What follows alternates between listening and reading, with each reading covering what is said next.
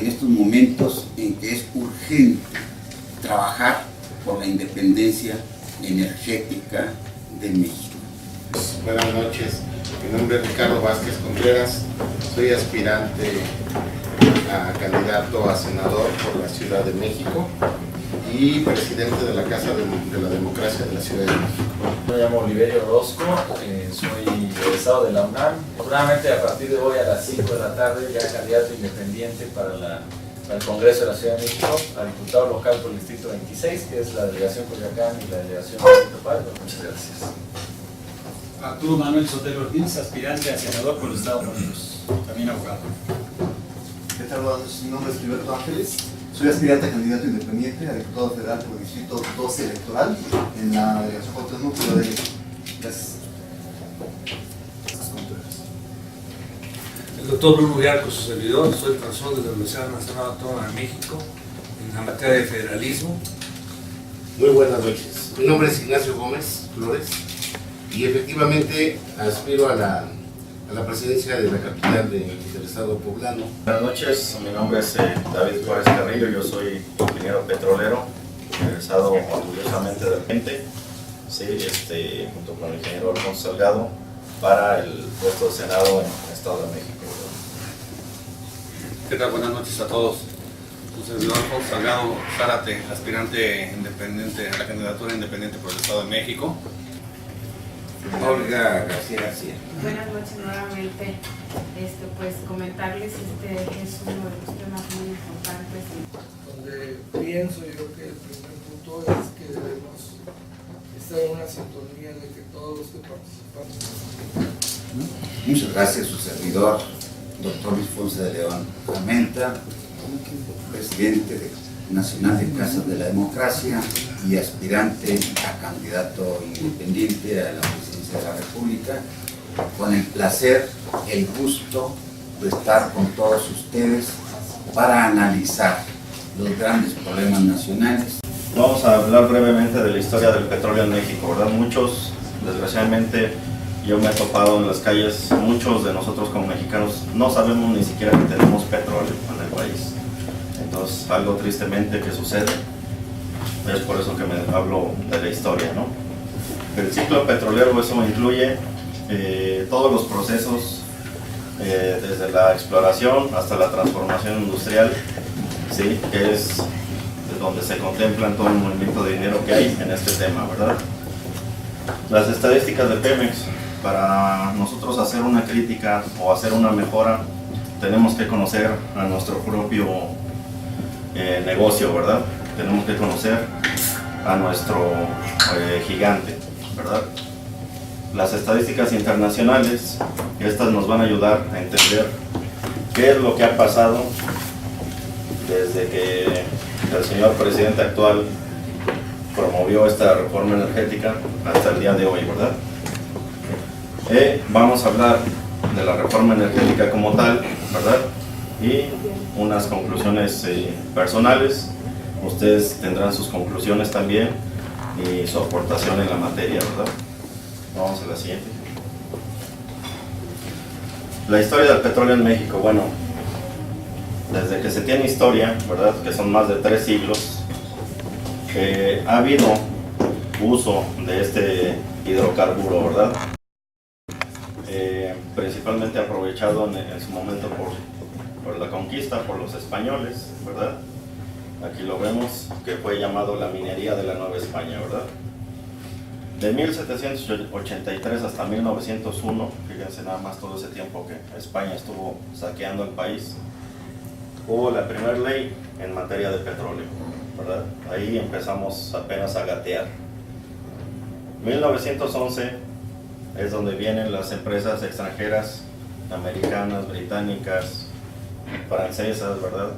Muy parecido a lo que quieren hacer hoy.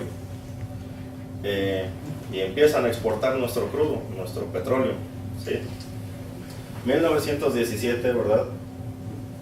Restituyen el hidrocarburo como una propiedad de la nación y se forman asociaciones para defender el petróleo, ¿sí?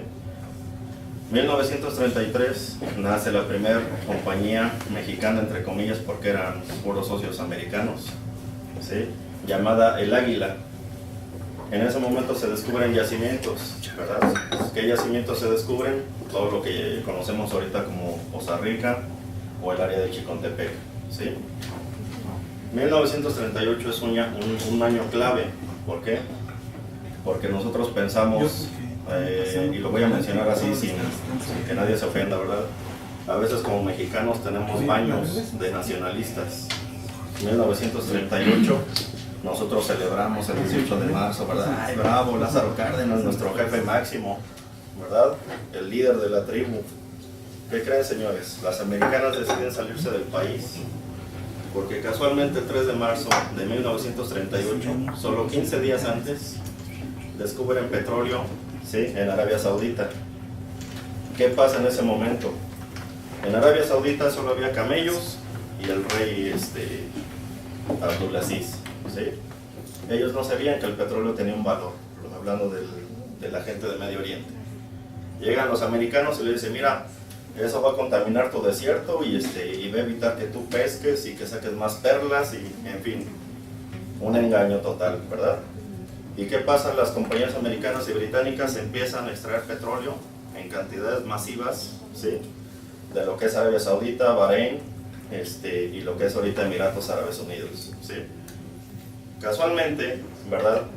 En esas fechas había una revolución social en México y obviamente dicen las empresas americanas, yo no quiero batallar con sindicatos, no quiero batallar con gobierno, vámonos. Y es donde se da la expropiación petrolera. Por eso les digo que son baños de nacionalismo, porque se enmascara algo con un evento internacional relevante para las empresas petroleras. En México ellos sacaban 1000 barriles por día. En Arabia Saudita un solo pozo les daba 2000 barriles, 3000 barriles. Entonces era más dinero, sin problemas sociales y gratis, ¿verdad? 1940 Pemex ya es constituido, ¿verdad? Como una empresa petrolera mexicana. Hacen su primera refinería, ¿verdad? Sigue avanzando.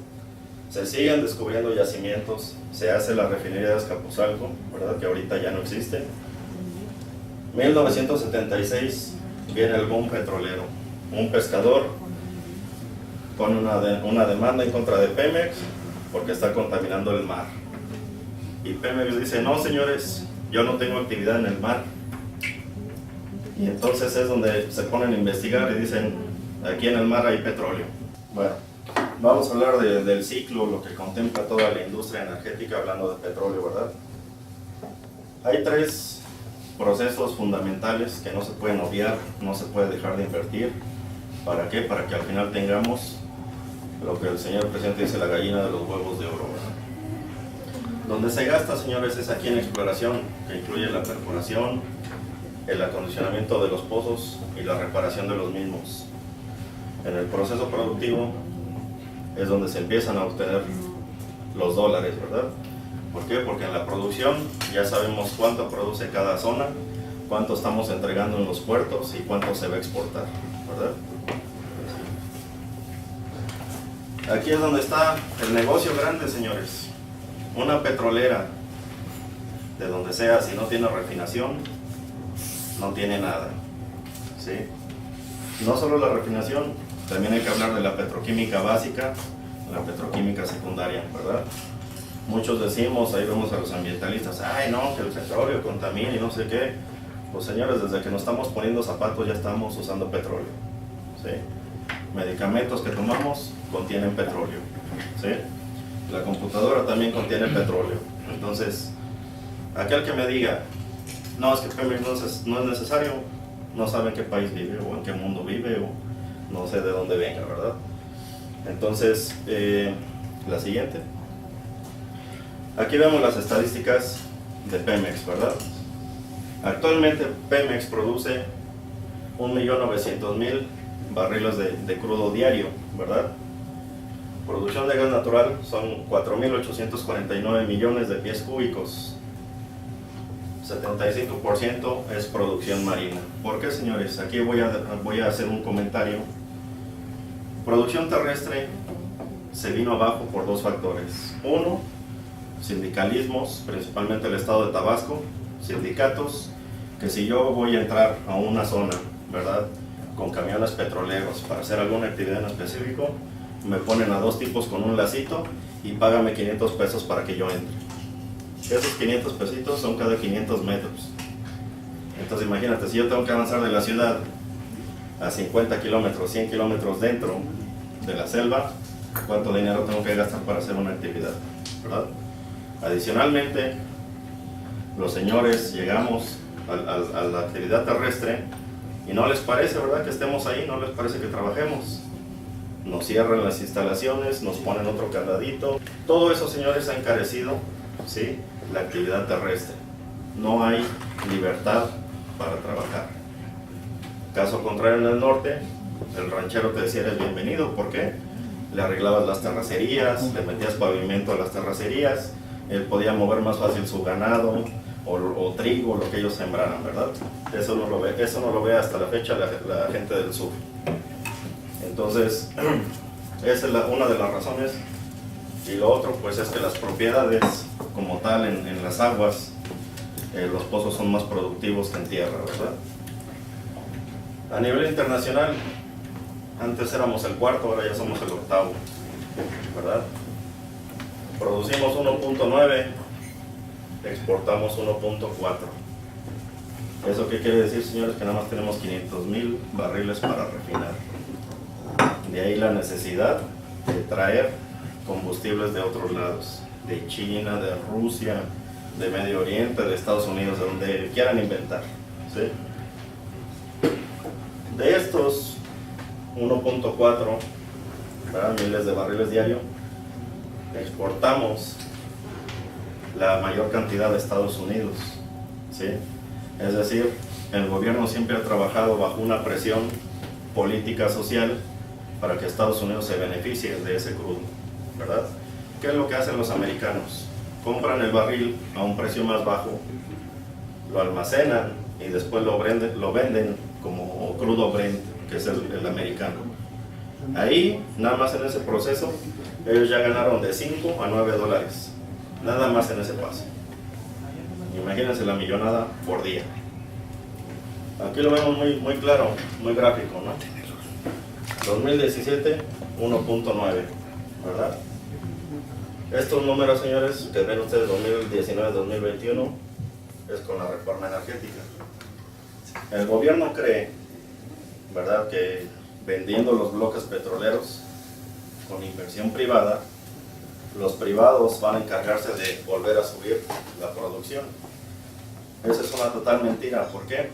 Porque los bloques están condicionados a producción.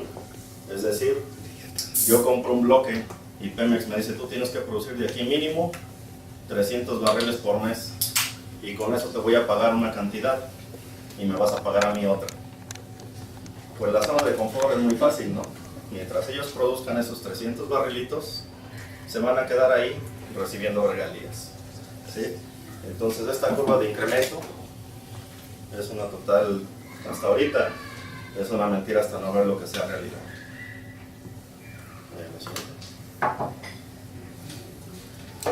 Esto, señores, es de lo que hablamos, de la gallina de los huevos de oro, refinación. Vean ustedes los miles de millones de dólares, nada más en 2015, 68.8 mil millones de dólares por refinación. Adicionen ustedes a la exportación de crudo el dinero que produce Pemex.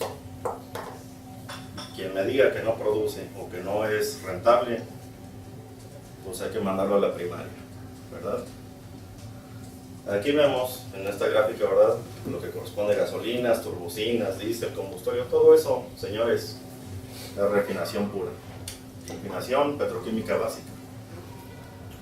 Vámonos a la siguiente. Vamos aquí a las estadísticas internacionales. Aquí es donde se pone bueno el asunto. El gobierno mexicano decide lanzar una reforma energética, pero no analiza el mercado internacional, no analiza lo que está pasando, ¿verdad? Ni con el vecino, ni con el de al lado, ni con nadie. Esta estadística, señores, que ustedes ven, son datos reales de OPEC, nada más, ¿sí? De la más grande organización productora de crudo. 2014, que es donde entra la reforma energética, hasta 2017, ¿verdad?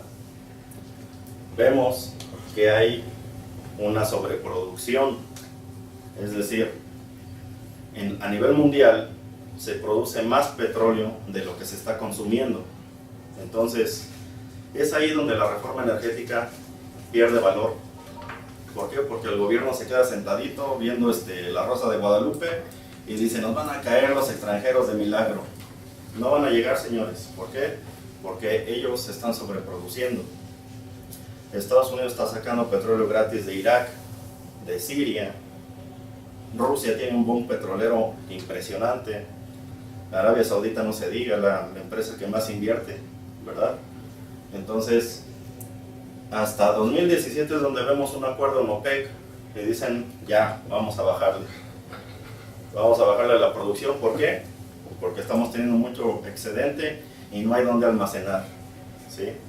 No hay ninguna parte en el mundo donde puedan ellos almacenar esa sobreproducción, ¿sí? Entonces, aquí vemos que en 2017, en el segundo cuarto, empiezan ellos a bajar su producción y es donde vemos que ya el consumo contra lo que se produce empieza a ser ya paridad y ahorita ya empieza a haber más necesidad de lo que se produce, ¿verdad? El siguiente. Esta es la demanda de productos ya refinados en Estados Unidos. Uno pensaría Estados Unidos año con año va creciendo. Pues ¿qué creen que no? 2017 Estados Unidos cayó. ¿Y qué significa eso, señores? Que si Estados Unidos se viene abajo, ellos tienen una sobreproducción y necesitan un punto donde colocarlo. ¿Quién es ese punto? Pues nosotros, ¿verdad? Entonces donde dicen, mete la reforma energética porque tengo mucha gasolina en exceso. Vámonos, mándala toda a México y véndela a 18 pesos. ¿Sí? Entonces, aquí, señores, hay un punto muy importante que la misma OPEC analiza de México, ¿verdad? Aquí lo que dicen ellos, en agosto de 2017 que fue hecho este análisis, dice prácticamente que México está teniendo un decremento, ¿verdad?, en actividades. El gobierno lo que nos dice, somos el sexenio del empleo y hay mucha actividad y uy, bravo, somos los máximos. Pues ¿qué crees que OPEC te está diciendo lo contrario? Te está diciendo tu mercado está cayendo, ¿verdad? Tu consumo está cayendo. Si el consumo de energéticos cae, ¿qué quiere decir? Que la industria se está yendo para abajo, ¿verdad? Entonces, esto es importante porque esto lo está diciendo un experto, alguien que consume miles de millones de dólares y que tiene expertos en todas las materias para decir, esto está sucediendo en Rusia, esto está sucediendo en México, esto sucede en Canadá, ¿verdad? Entonces, aquí vemos dos factores, que hay sobreoferta y que México está cayendo en industrialización. Vamos para adelante. La producción de barriles, ¿verdad? Nada más OPEC produce solito, sin que nadie le ayude, más de 32 millones diarios. Entonces, díganme ustedes, si por ejemplo, yo me acuerdo que Peña Nieto mandó al secretario del Trabajo a Arabia Saudita a convencerlo que, fíjate, mandó al secretario del Trabajo, no mandó ni siquiera al director de Pemex ni nada. Mandó al secretario del Trabajo a decirle, ven, invierte en México, saca petróleo de México. Le vas a decir al rey del petróleo que vaya a un país con problemas sociales, violencia, delincuencia, todo, impuestos, que venga a meter dinero a México, cuando ellos están allá con chulos sacando miles de barriles diarios. Pues suena risible, pero pues así decidió mandar a su comité, ¿no? Lo mismo pasó en Qatar, lo mismo pasó en Kuwait, ¿verdad? Su gira por el GCC. Ahora aquí es importante, señores, aquí se menciona Irak. Este volumen que ustedes ven aquí es lo que está sacando Estados Unidos y el Reino Unido, mitad, mitad. ¿Ustedes creen que una empresa americana o británica va a venir a México y decir, No, pues te saco 1000 barrilitos y te tengo que pagar un montón de impuestos y sindicatos y pagar aguinaldos, ¿no? Acá lo tengo gratis, ¿verdad? La siguiente. Estos, señores, es los precios del producto transformado puesto en un puerto arriba de un buque petrolero, ¿sí? Si yo me voy al precio de la gasolina premium, ¿verdad? Y convierto esto, por ejemplo, tenemos que aquí 84.5 dólares un barril son 159 litros. Eso equivale a 0.54 centavos de dólar, ¿verdad? El precio de la premium. ¿Cuánto pagamos acá? ¿Verdad? La siguiente. Esta estadística también es bien importante, ¿por qué? Son las estadísticas de los equipos de perforación trabajando, que están sacando al mismo tiempo petróleo, ¿verdad? México del 2014 tenía 85 equipos, esto es nada más en actividad marina. En tierra teníamos más de 200, ¿sí? Ahorita tenemos nada más 15. Entonces, la curva de declinación no obedece al decaimiento de presión de los yacimientos, obedece a la actividad que el gobierno dio instrucción, ¿verdad? Bájale actividad, bájale y que vengan los extranjeros a invertir y que nos paguen, ¿verdad? Cosa que no ha pasado. Siguiente. Esta otra estadística, ¿verdad?, se refiere a los precios actuales de crudo. Por aquí figuramos nosotros con el istmo de Tehuantepec, ¿verdad?, que está en sonado. ¿Qué es lo que vemos aquí? Simple y sencillamente, tenemos petróleo árabe, petróleo de Irak, petróleo de Kuwait, ¿verdad? Y todos ellos tienen una variación importante de precios. Como ya les mencioné, Estados Unidos está tomando petróleo árabe, petróleo de Baja y lo poco que compra de México actualmente, ¿verdad? Adelante. Este era el ranking mundial de Pemex antes de la reforma energética, ¿sí? Pemex tenía 117.5 billones de dólares de revenue, de utilidad, ¿sí? ¿Dónde quedó esa lana? No sé. Pero eso es lo que genera la paraestatal, ¿verdad?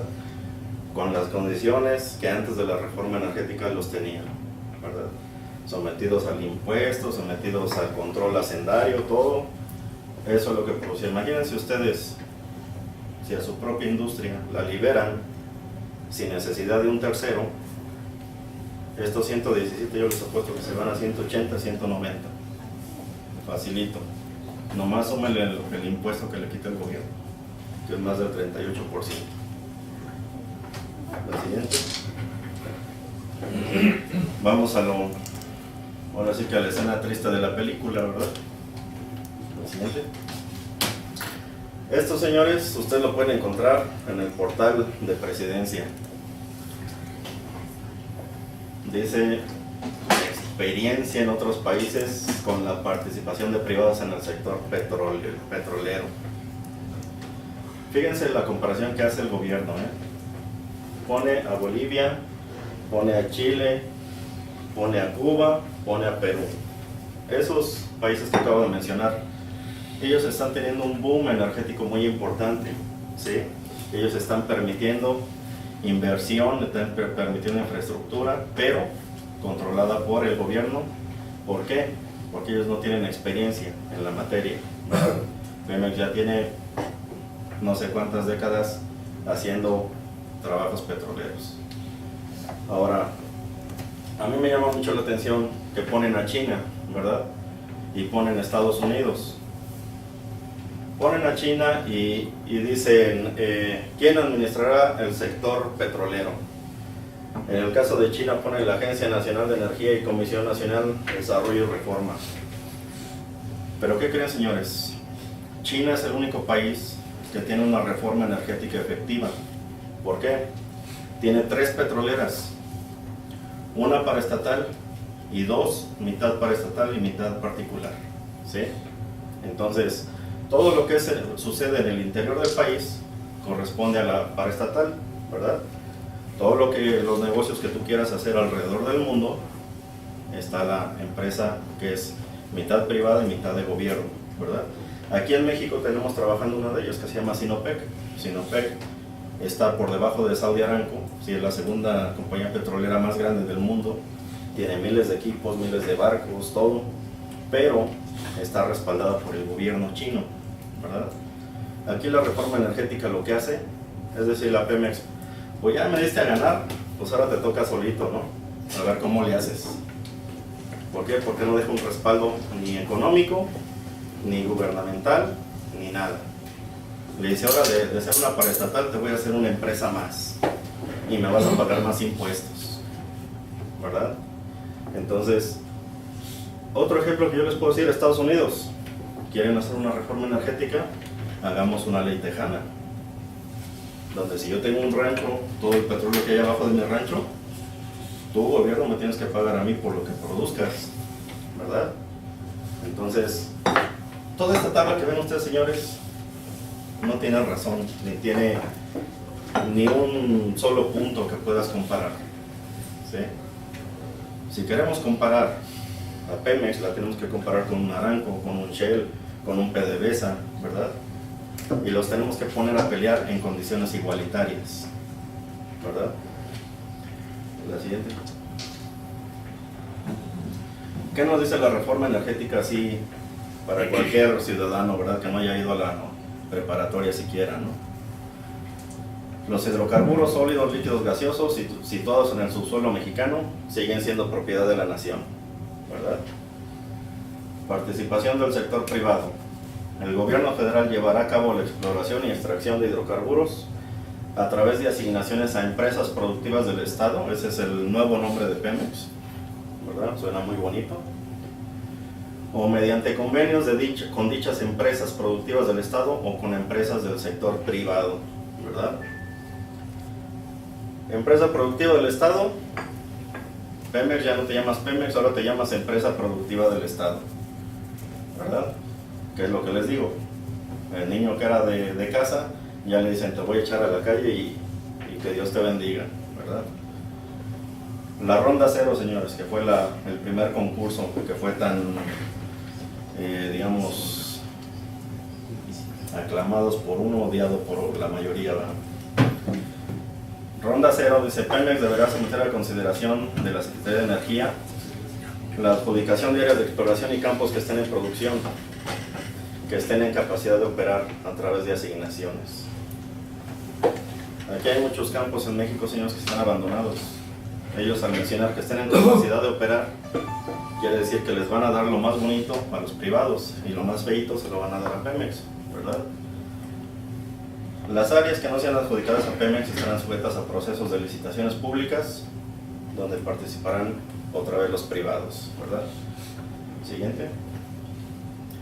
Registro de las reservas. Desde las empresas productivas del Estado y las empresas privadas le estará permitido reportar para efectos contables y financieros las asignaciones o contratos, así como los beneficios esperados en su desarrollo, ¿verdad? ¿Qué es lo que pasa aquí, señores? Por ejemplo, aquí hay un abismo. ¿Por qué? Porque yo estoy trabajando en una zona. Pemex tiene muchas áreas donde solo se tocó una etapa productiva. Eso quiere decir que si yo me voy más profundo, encuentro más petróleo, ¿sí? Y eso es lo que dejó de hacer Pemex en su momento, años atrás. Entonces estos que están llegando le dicen a Pemex y a la Comisión de Hidrocarburos, déjame ir más abajo, ¿no? Nada de tontos. Y todo lo que encuentren va a ser ganancia para ellos. Entonces, sistema de ductos, bueno, ya ni decirlo, ¿no? Sistema de ductos lo privatizan también y crean un Centro Nacional de Control de Gas Natural, ¿verdad?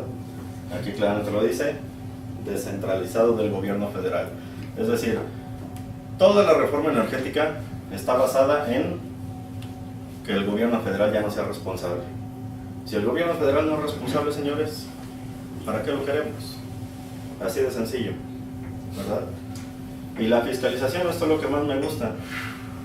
Le ponen 3 bodoques a Pemex enfrente, ¿verdad? La Secretaría de Energía, la CNH y la Comisión Reguladora de Energía. Antes nada más era Pemex y la Secretaría de Energía. Ahora le ponen a 2 monigotes más para cobrar gratis más impuestos a Pemex. ¿Sí? Adelante. Esto es lo que presume la visión de Pemex con la reforma energética, ¿verdad? Dice, definir un nuevo modelo de organización para convertirse en empresa productiva del Estado. De productiva no tiene nada, porque al meterle más impuestos, la estás enterrando más. Al limitarle recursos, pues ¿qué vas a hacer? ¿Verdad? Ponen la incorporación de nuevos competidores. Todos los que están ganando rondas ahorita, señores, son empresas que nadie conocía. ¿Sí? No está llegando aquí un Saudi Aramco, no está llegando aquí un Qatar Petroleum, no está llegando un BP como tal. ¿Sí? Están llegando empresas patitos que son de los amigos, de los compadres. ¿Sí? Empresas que no tienen recursos. Si ustedes tienen 100 millones de dólares en la bolsa, pues son bienvenidos, ¿verdad? Si no los tienen, pues los consigues por ahí, a ver cómo te echa la mano los senadores para que... Esto, señores, es lo más relevante de la reforma. ¿Por qué? Porque aquí es donde establece los precios, es donde establece los porcentajes. Ellos dicen, cuando el precio del petróleo sea inferior a 48 dólares, ¿verdad? Me tienes que pagar el 7.5% de lo que produzcas. Cuando sea mayor, ¿verdad? Hay una formulita. Yo hice el ejercicio matemático. Si yo le pongo 48.5 dólares, este 7.5 se va a 7.56, ¿verdad? ¿Pero qué quiere decir eso? Sí me estás pagando más a mí como gobierno, pero también te estás llevando más. O sea, es una fórmula exponencial. Entre más suba el barril de precio, pues más te vas a llevar, ¿verdad? Y así lo vemos con el gas natural, la siguiente. Lo vemos también con el gas natural no asociado, ¿verdad? La siguiente.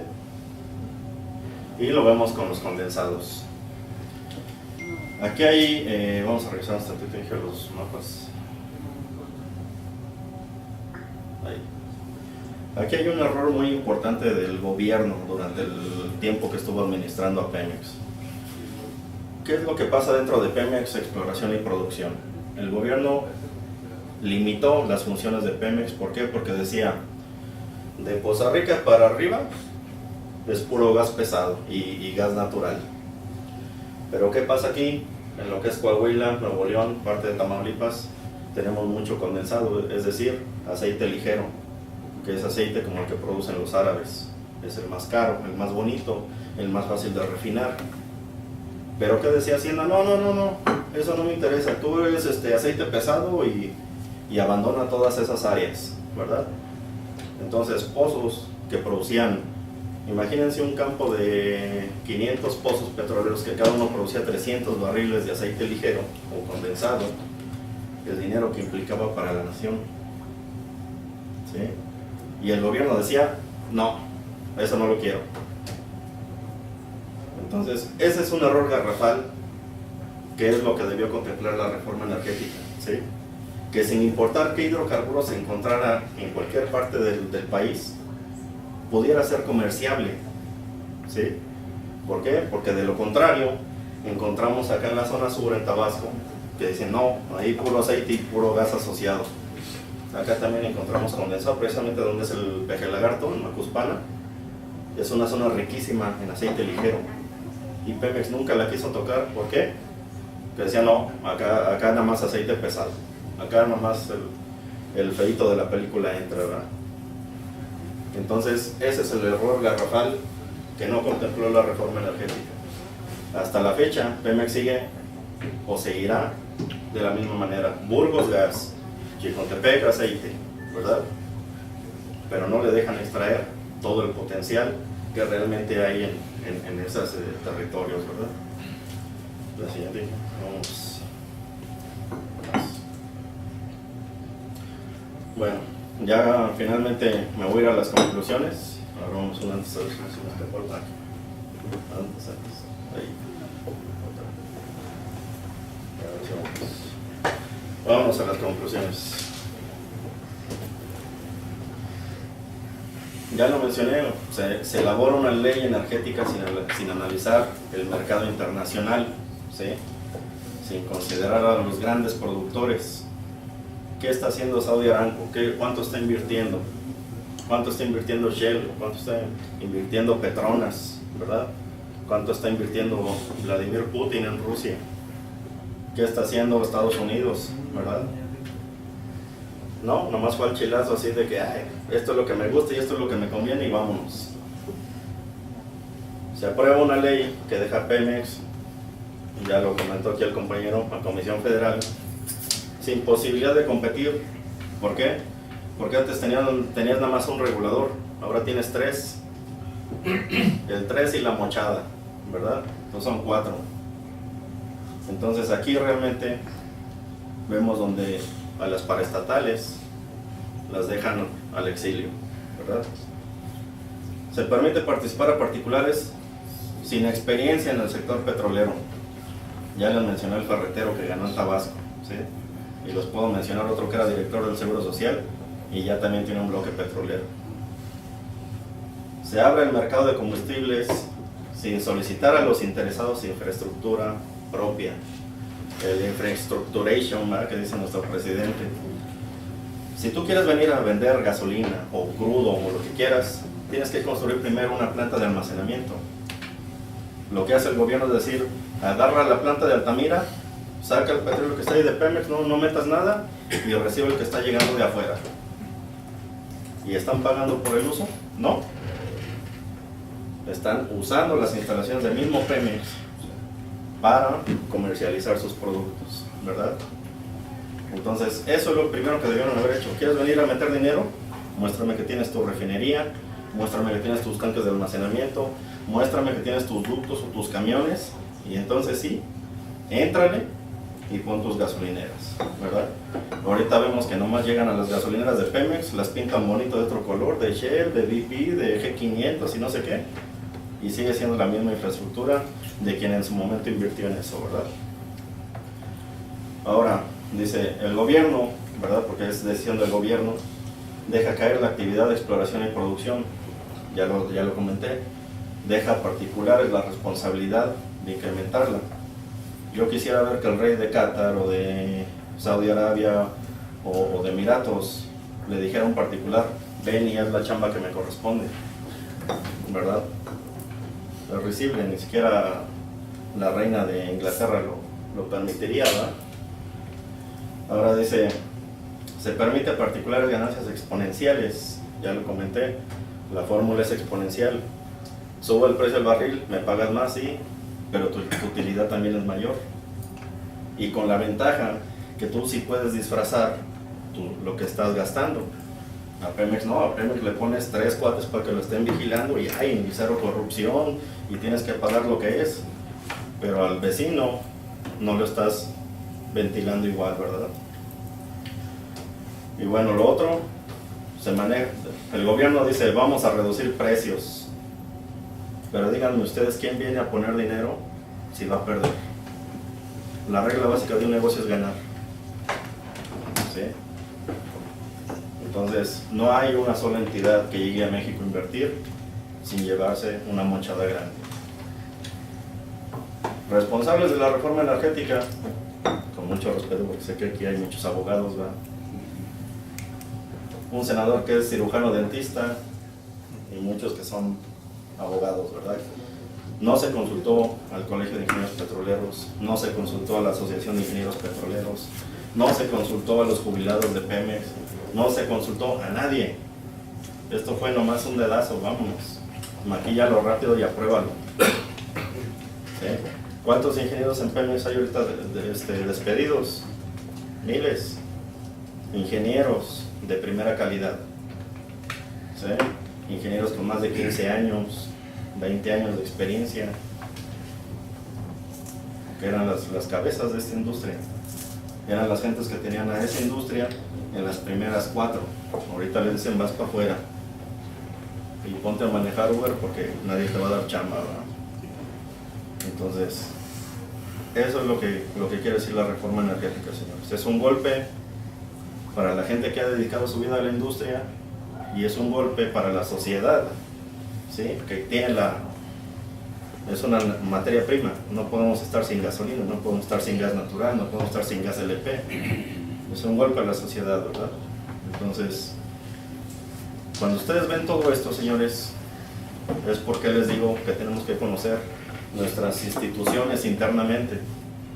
¿Por qué? Porque muchas veces acusamos erróneamente a la institución. El responsable es quien lo estaba manejando, ¿sí? ¿Quién ha manejado a Pemex toda la vida? Hacienda. ¿Quién lo ha manejado? Pues ya sabemos, ¿verdad? Entonces, si tú me dices, yo Pemex, te voy a dejar que hagas lo que hace Sinopec en China, que te vayas a competir a nivel mundial, pero yo te voy a respaldar, entonces sí le aplaudo la reforma a los senadores y a los diputados. Pero les dicen, no, ya no eres la gallina de los huevos de oro, ahora arréglatela solita, ¿verdad? Entonces, pues voy a terminar con esto y espero que pues haya sido lo más entendible y pues bueno, estoy abierto a cualquier cuestionamiento, ¿verdad?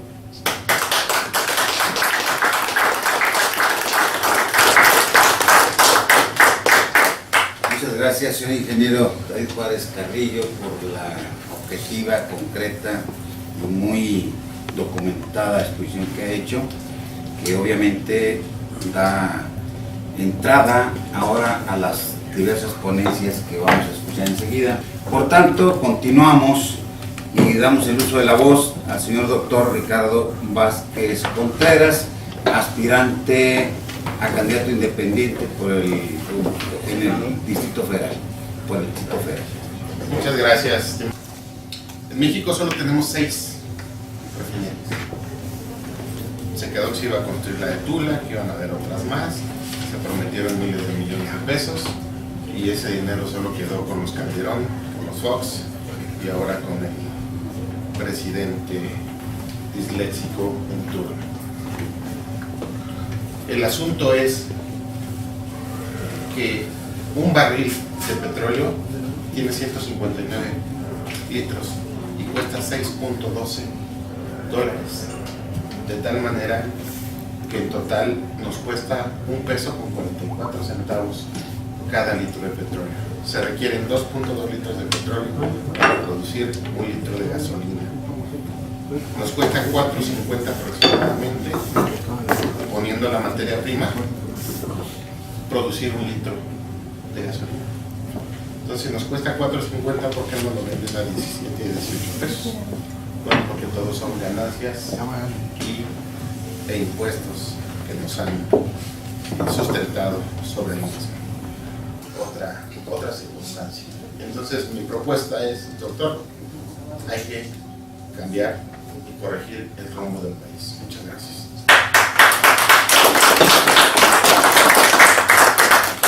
El uso de la voz del señor licenciado Liberio Orozco Tovar, aspirante independiente.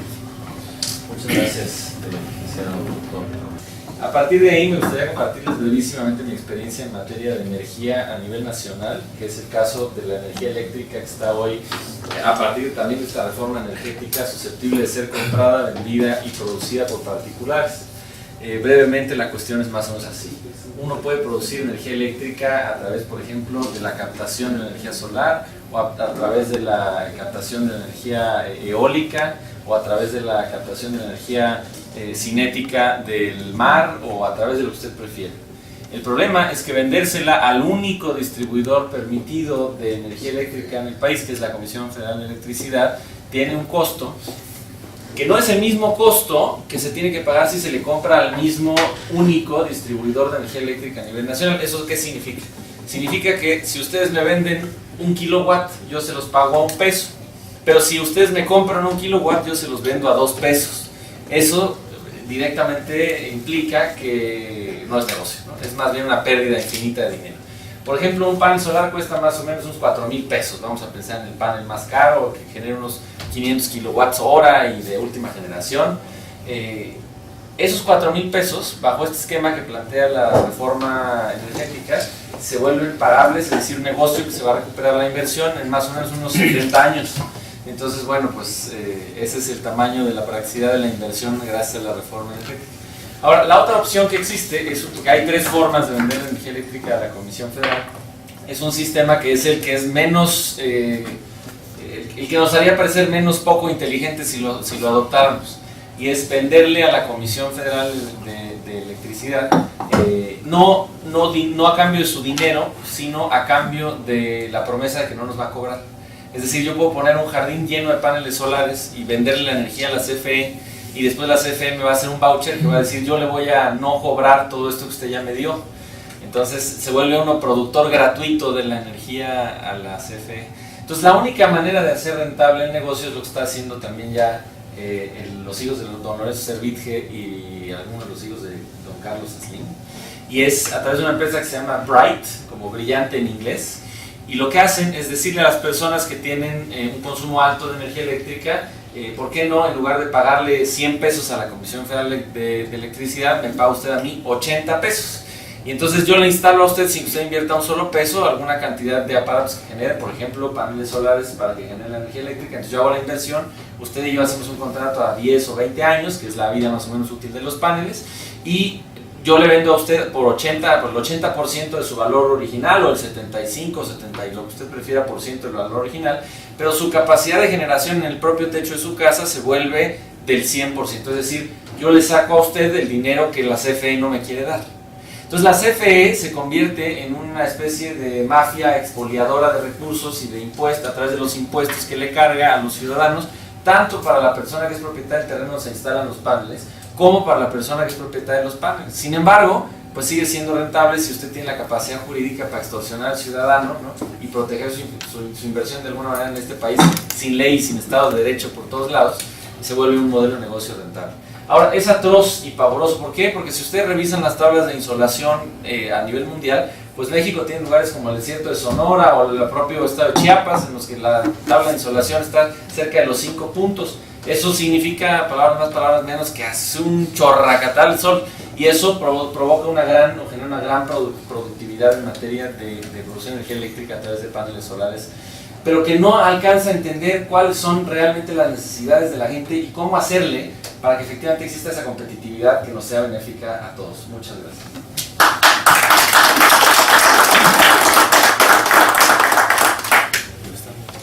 En el uso de la voz, señor licenciado Horacio Arturo Polanco, aspirante independiente. Para mi ver, por las circunstancias que envolvieron a la empresa y a la nación, la reforma energética se vino a convertir en una alternativa de solución a algo muy grave y delicado, que es el desabasto de energía. El país no tiene suficiente energía para moverse. Y ese es mi punto de vista, y agradezco mucho toda tu información, que para mí es muy valiosa. Muchas gracias.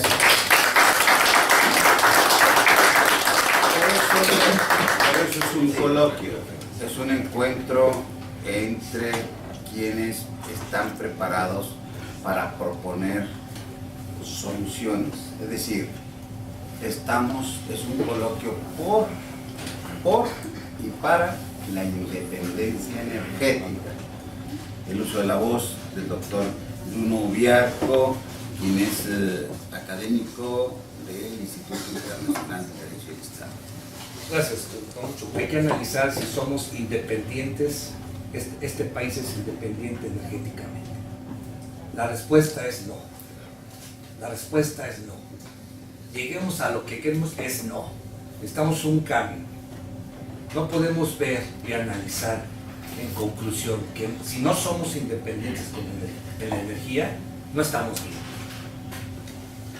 La ley, pues sí, la ley se aprueba, se propone, pero no quiere decir que la ley sea perfecta. La ley se podrá mejorar porque es el humano el que la realiza. Entonces yo, para la idea de analizar que no somos independientes energéticamente, somos un grupo de profesionistas, somos un grupo que tiene una educación, digamos, de preparatoria para adelante, universidad tal vez para adelante, pero el pueblo de México no es así, compañeros.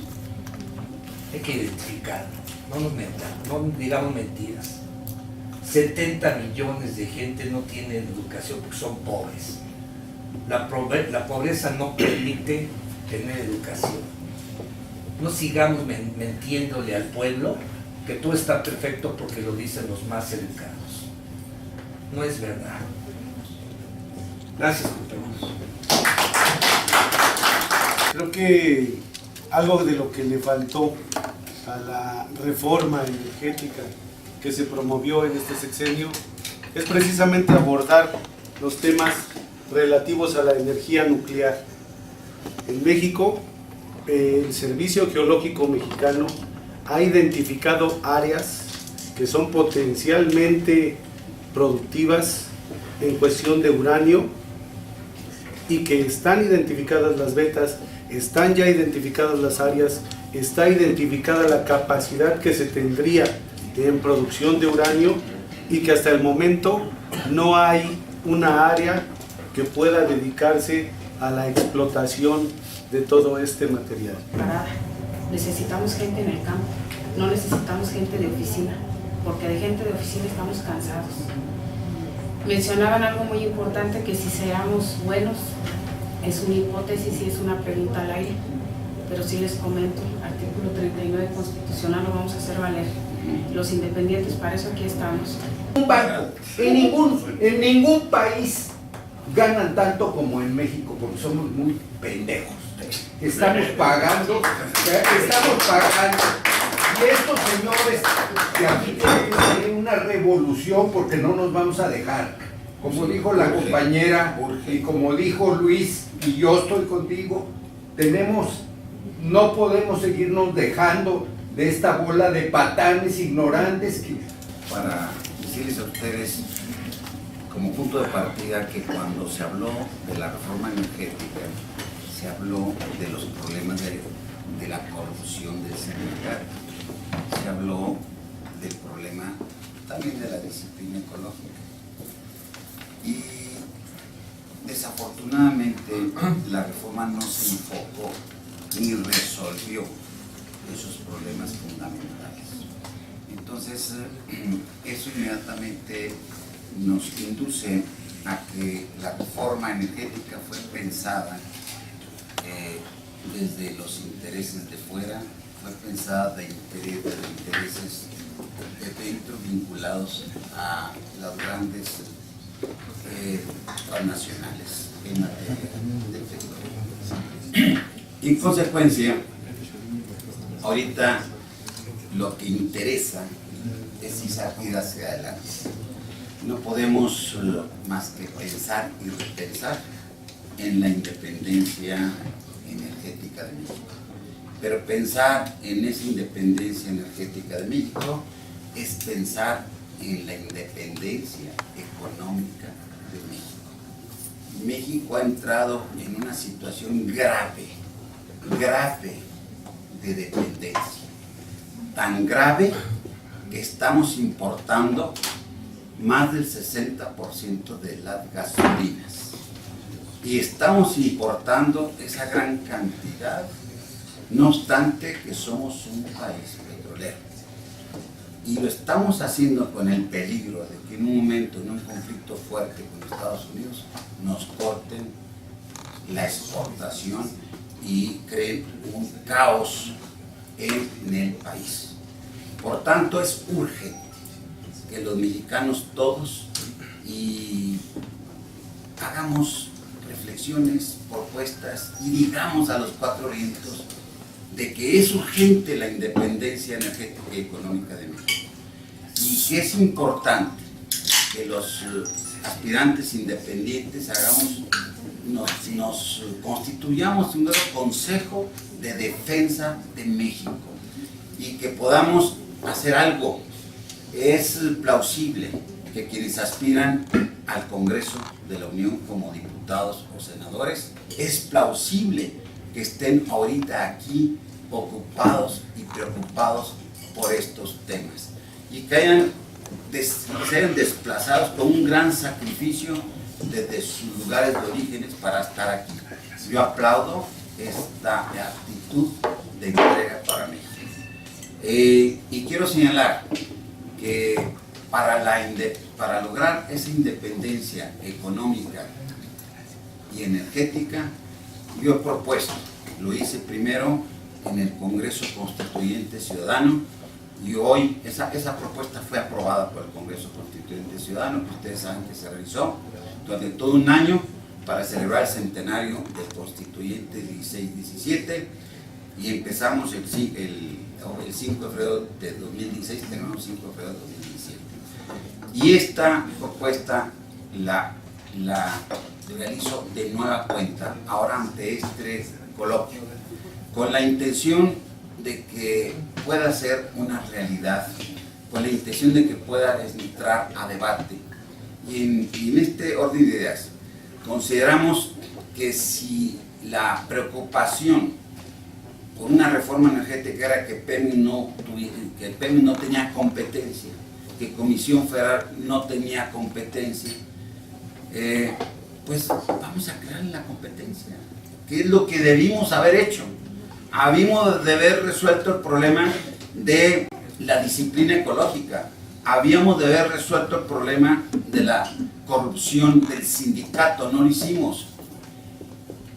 Y debimos haber establecido competencia a Pemex, pero competencia entre los mexicanos, no que vengan afuera a desplazarnos.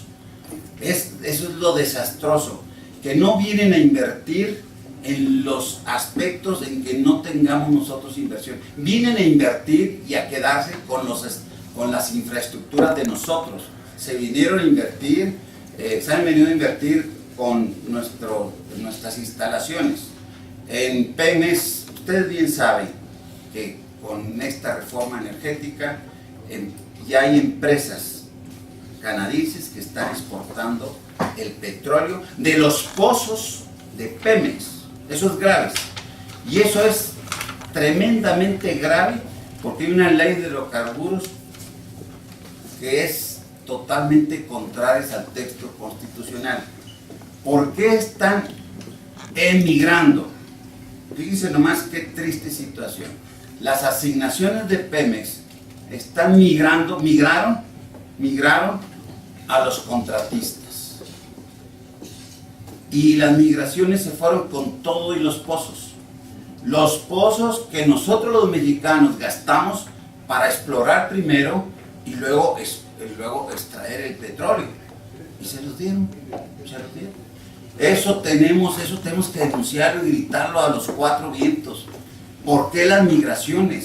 En ningún texto de la Constitución viene esa triste realidad de migrar las asignaciones que tenía Pemex. Y eso es desastroso, porque no estamos estimulando a los auténticos emprendedores de México que están haciendo un esfuerzo, que están exportando al exterior. No los estamos estimulando. Entonces necesitamos estimular a nuestros emprendedores que han sido desplazados por los de fuera. Y eso es lo que tenemos que pensar en México. No estamos desde luego estamos en un contexto internacional. Me dirán ustedes, bueno, pues que es la globalización. Sí, pero la globalización se ha tornado una globalización esclavizante. Y tan esclavizante que nomás revisen las cifras. Se ha concentrado los recursos en el mundo en unas cuantas manos y empresas. Se ha concentrado los recursos de México en unas cuantas firmas, en unas cuantas empresas. Y estamos en un desastroso autoritarismo en todos los sentidos. Esa ley de seguridad interior es una expresión más del avance del autoritarismo y del centralismo. Y si nosotros no decimos nada, si nosotros nos quedamos con los brazos cruzados, esta situación va a tener un avance galopante. Por tanto, yo celebro este encuentro, este coloquio entre ustedes y nosotros. Y en síntesis, creo que de inmediato tenemos que hacer producir las 6 refinerías que inexplicablemente están al 40%. ¿Qué les pasa? ¿Por qué no las hacemos producir al 100%? ¿Por qué suspendieron la refinería del Bicentenario? ¿Por qué tanta acción contra México? Si estas refinerías estuvieran al 100%, si se hubiera construido la del Bicentenario, créanme ustedes que no estaríamos exportando más del 60% de las gasolinas. Créanme ustedes que ahorita estaríamos celebrando nuestra independencia energética, pero fuimos para atrás por la corrupción, por lo que hay atrás y por lo que señalaron aquí mismo de los políticos, lo que señaló el doctor, lo que señaló aquí el ingeniero, el licenciado, los que hemos señalado aquí. Entonces estamos realmente a tiempo de hacer algo, y el encuentro entre ustedes y nosotros es un punto de partida para de manera clara, objetiva y concreta hacer algo por nuestro país. Muchas gracias.